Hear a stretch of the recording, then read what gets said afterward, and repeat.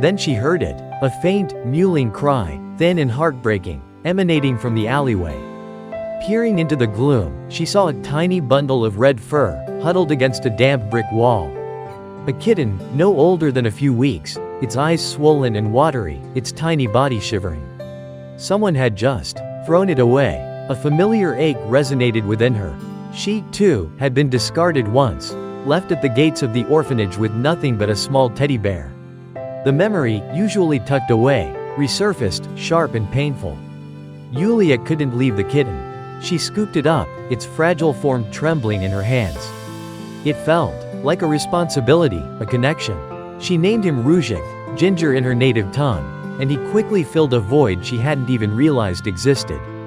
He was a constant, purring companion, a soft weight on her lap as she pored over books in her small apartment, a silent confidant when the loneliness threatened to consume her. He chased after dust bunnies, batting them with playful paws, his bright eyes a beacon of joy in her world.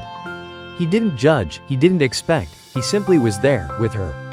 Before Ruzhik, there had been Kirill. He'd been everything to her, or so she had thought. He'd promised her forever, built castles in the air with words so sweet they'd almost made her believe. But then, the reality.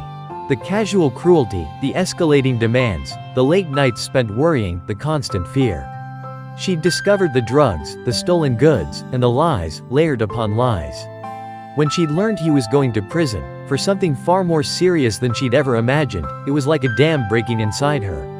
She'd confronted him, anger and grief swirling inside her, and sent him away with a broken heart and a newfound resolve to rebuild her life alone. Now, months later, she was doing okay, not great, but okay. Ruzhik was a key part of that. They had their routine, their little universe within the confines of her small apartment. He was more than just a pet, he was her anchor, her confidant, her family. One evening, the familiar click of her lock sent a shiver of unease down her spine. It wasn't her. Panic flared. Before she could react, the door swung open, revealing a figure silhouetted against the dim hallway light. Kirill.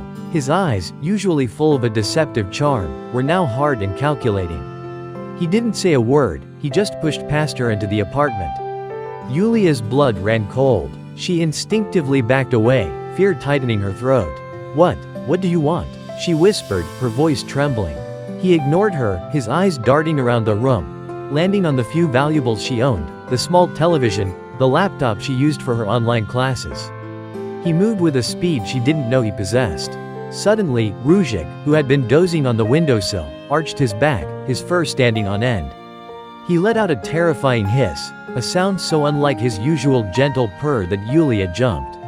The small kitten launched himself at Kirill, claws extended, a fierce, protective rage in his tiny body.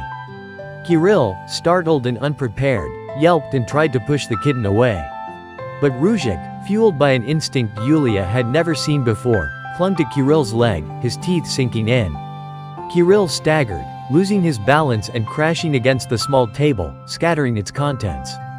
He swore violently, trying to kick Ruzhik away, but the small cat held on tight, snarling with a ferocity that belied his size.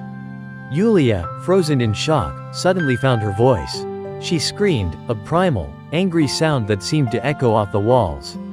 The noise, coupled with Ruzhik's attack, must have alerted someone. There were heavy footsteps outside, loud banging on the door.